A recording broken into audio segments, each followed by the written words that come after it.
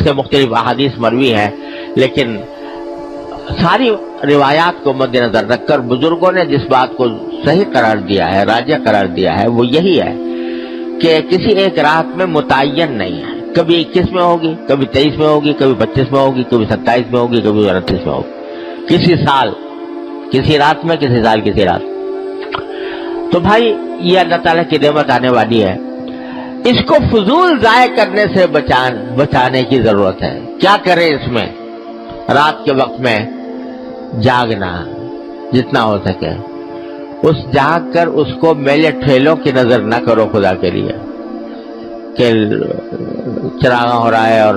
جلسے ہو رہے ہیں اور تقریریں ہو رہی ہیں اور تقریب ہو رہی ہے اور دعوتیں ہو رہی ہیں اور دیگیں چڑھ رہی ہیں اور برتن کھنکھنا رہے ہیں اور اس کا انتظام ہو رہا ہے، ساری رات ضائع ہو گئی اسی میں۔ ارے بھائی یہ اللہ تعالیٰ کی نعمت ہے، یہ ایسی رات ہے کہ اس میں بندہ ہو، اس کا اللہ ہو، بس کوئی تیسرا حائل نہ ہو بیچ میں، بندہ اور اس کا اللہ، بس آپس میں براہ راست رابطہ قائم کرو۔ کس طرح کرو؟ کہ نفلیں پڑھو، سجدے لمبے لمبے کرو، قیام لمبا کرے، جتنی اگر لمبی صورتیں یاد ہیں لمبی صورتوں والی نماز پڑھو، اور لمبے قیام، لمبے رکوع، لمبے سجدے۔ اور اس سجدے میں جو نفلوں کے سجدے ہوتے ہیں اس میں جتنی چاہو دعائیں کرو، عربی والی دعائیں جو قرآن کی دعائیں ہیں یا نبی کریم صلی اللہ علیہ وسلم کی جو دعائیں مناجات مقبول وغیرہ میں لکھی ہوئی ہیں، وہ جتنی یاد ہو وہ پڑھو، اور کچھ نہیں، جتنی بھی یاد ہو، جو بھی یاد ہو، جو دعا یاد ہو۔ سجدے کی حالت میں،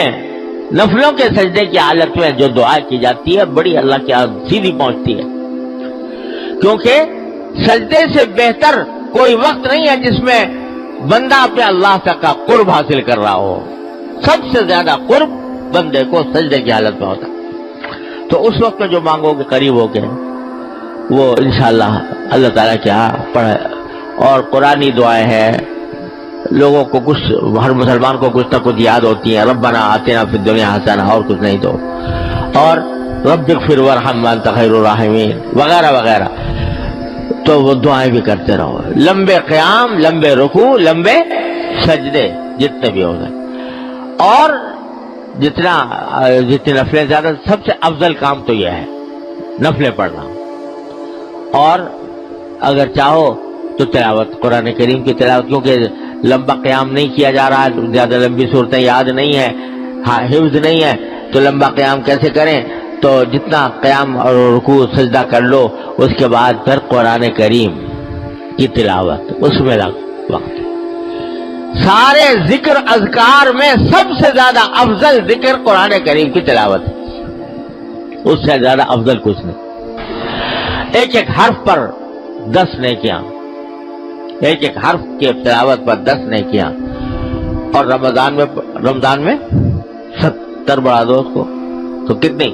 700 ہو گئی، اور پھر شب قدر میں اللہ اکبر، اس کی کوئی حساب ہی نہیں، کوئی گنتی نہیں، خیر من الف شہر۔ تو اس واسطے تلاوت جتنی ہو سکے وہ پڑھو، اور تیسرا کام یہ بھائی دعائیں مانگو، دعا مانگو، اپنے پروردگار سے لپٹ جاؤ، لپٹ کے دعائیں مانگو، مچل کے مانگو، ہر حاجت اپنی اللہ کے سامنے پیش کرو، اور وہ کریم کی بارگاہ ایسی ہے کہ ہر مانگنے پر، ہر دعا پر بھی تمہارے لیے نیکی لکھی جا رہی ہے، جو تم مانگ رہے وہ ملے یا نہ ملے، لیکن جو دعا مانگی، ہر دعا عبادت، ہر دعا نیکی، چاہے اپنے دنیاوی مقاصد کے لیے مانگ رہے ہو، یا اللہ مجھے صحت دے دے، یا اللہ میرا قرضہ ادا ہو جائے، یا اللہ میرا مکان بن جائے، یا اللہ مجھے سواری اچھی مل جائے، یا اللہ میری اولاد کو ترقی ہو جائے، یا اللہ مجھے روزگار میں، یہ ساری دعائیں جو کر رہے ہو، ہر دعا عبادت، ہر دعا نیکی، تو دعاؤں کی کثرت۔ اور ہم اور آپ کیا مانگیں گے؟ دعائیں مانگنا بھی نہیں آتا، مانگنا آتا ہے اللہ میاں سے کس طرح مانگنا چاہیے، مانگنا بھی نہیں آتا، وہ مانگنا بھی سکھا گئے نبی کریم سرور دو عالم صلی اللہ علیہ وسلم، وہ بھی وہی سکھا گئے۔ تو اس کی آپ کی مانگی ہوئی دعائیں مناجات مقبول، الحزب العظم، اور پتہ نہیں کتنی کتابیں چھپی ہوئی ہیں جس میں رسول کریم صلی اللہ علیہ وسلم کی مانگی ہوئی دعائیں ہیں۔ وہ ایسی دعائیں ہیں کہ ہمارے آپ کے تصور میں بھی نہیں آ سکتی تھی، جو سرکار دو عالم صلی اللہ علیہ وسلم سکھا گئے۔ دنیا اور آخرت کی کوئی بھلائی ایسی نہیں ہے جو آپ نے مانگ نہ لی ہو، ہم نے ہمارے تصور میں بھی نہیں آ سکتی تھی جو سرکار دو عالم صلی اللہ علیہ وسلم نے ہمیں مانگ کے بتا دی۔ یہاں تک مانگ لیا اللہ میں نے، حضور اقدس صلی اللہ علیہ وسلم نے، کہ یا اللہ خشکی میں، سمندر میں آپ کا کوئی بندہ، کوئی بندی جو بھی کوئی دعا مانگ رہا ہو، جو چیز اچھی اس نے مانگی ہو، اے اللہ میں بھی اس کا محتاج ہوں، وہ مجھے بھی دے دے، وہ بھی مجھے دے دے۔ اب اس سے زیادہ اور کیا مانگے گا کوئی آدمی؟ یہ بھی مانگ کے بتا دیا کہ یا اللہ آپ کے نبی کریم صلی اللہ علیہ وسلم نے جتنی دعائیں مانگی، جتنے کام، جتنی اچھائیاں مانگی، یا اللہ وہ سب میں مجھے دے دے۔ جتنی برائیوں سے نبی کریم صلی اللہ علیہ وسلم نے پناہ مانگی، اے اللہ میں ان سب کی پناہ میں آپ کی پناہ مانگتا ہوں، اس سے وہ دے دے۔ کوئی گوشہ چھوڑا نہیں، دنیا آخرت کی بھلائی کا کوئی گوشہ چھوڑا نہیں جو آپ نے مانگا نہ ہو۔ لہذا وہ دعائیں مانگیں، مناجات مقبول کے نام سے چھپی ہوئی ہے کتاب، اور حضور اقدس صلی اللہ علیہ وسلم کی مانگی ہوئی دعاؤں کی اور بھی کتاب میں حزب العظم بھی ہے، اور پتہ نہیں کیا کیا ہے۔ تو وہ اس میں یہ 3 کام ہیں کرنے کے،